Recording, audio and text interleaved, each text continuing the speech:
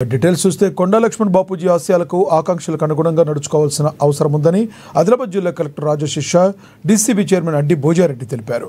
బాపూజీ 13వ వర్ధంతి సందర్భంగా ఆదిలాబాద్ కేంద్రంలోని కొండా లక్ష్మణ్ బాపూజీ చౌక్లో గల విగ్రహానికి పూలమాలలు వేసి ఘనమైన నివాళులు అర్పించారు. ప్రత్యేక తెలంగాణ రాష్ట్ర సాధనే ఊపిగా బతికిన మహనీయుడు కొండా లక్ష్మణ్ బాపూజీ అని కొనియాడారు. తొలిదశ తెలంగాణ ఉద్యమ సమయంలో తన పదవిని తృణప్రాయంగా భావించి త్యజించిన గొప్ప తెలంగాణ త్యాగశీలి అని కొనియాడారు.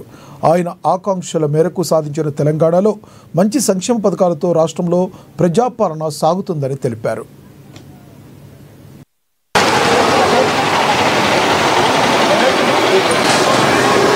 సో మనందరికీ తెలుసు కొండా లక్ష్మణ్ బాపూరావు గారు వారు మాజీ మంత్రివర్యులు, మాజీ శాసనసభ్యులు. ఉమ్మడి ఆదిలాబాద్ జిల్లాలోనే ఇప్పుడు ఆసిఫాబాద్ జిల్లా వాంకేడి మండల్లో అక్కడ వారు పుట్టారు.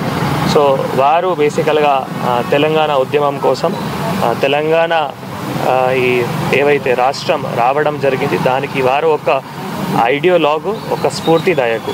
అంటే అప్పుడు ఉన్న అందరూ పొలిటికల్ పార్టీస్కి ఒక దిశానిర్దేశం చూపించి మళ్ళీ ఏ విధంగా తెలంగాణ సాధించాలి దానికి కష్టపడ్డారు. ఇప్పుడు ఉన్న కూడా ప్రభుత్వం మన ప్రజాప్రభుత్వం.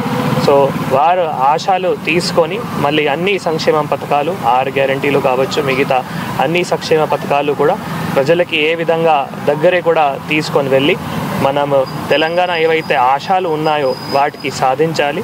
వాటికి స్ఫూర్తి కూడా కొండా లక్ష్మణ్ బాపూరావు గారు ఉన్నారు. కాబట్టి ప్రశాసన తరఫు నుంచి కూడా, జిల్లా అడ్మినిస్ట్రేషన్ తరఫు నుంచి కూడా అన్ని సంఘాలతో, అన్ని పొలిటికల్ పార్టీస్తో సమన్వయం చేసుకుంటూ 6 గ్యారంటీ పథకాలు జనాలకి దగ్గరగా ఉండి తీసుకునే విధంగా చర్య కూడా తీసుకుంటున్నాము అందరికీ కూడా తెలియజేస్తూ, ఇటువంటి మన మహనీయులు జయంతి కానీ వర్ధంతి కానీ ప్రతి ఒక్క సందర్భంలో కూడా మన ప్రభుత్వం ఆదేశాల మేరకు మనం జరుపుకుంటున్నాం. కాబట్టి ఒక్కరోజు మాత్రమే కాదు, ప్రతిరోజులు కూడా మనం వారేవైతే స్ఫూర్తి ఉన్నాయో, వారేవైతే ఆశలు ఉన్నాయో అధికారులు కూడా స్మరించి, అధికారులు కూడా గుర్తించి మన డైలీ అడ్మినిస్ట్రేషన్లో కూడా పాటించాలి. అధికారులు కూడా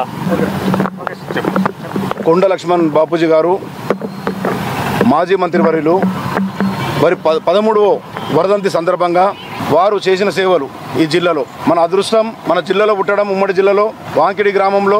అదేవిధంగా ఆయన శాసనసభ్యునిగా, మంత్రిగా ఆనాడు తెలంగాణ 67, 69 ఉద్యమంలో తెలంగాణ కావాలి, ఈ ప్రాంతం అభివృద్ధి అవుతుందంటే తెలంగాణ వస్తేనే అభివృద్ధి అవుతుందని చెప్పి ఆ సమయంలో ఆనాడు మంత్రి పదవిని ఒక గడ్డిపోస, చేన్ల పనికిరాని గడ్డిపోస వీకినట్టు పీకి పారేసిన వ్యక్తి. ఆయన ఒక త్యాగమూర్తి.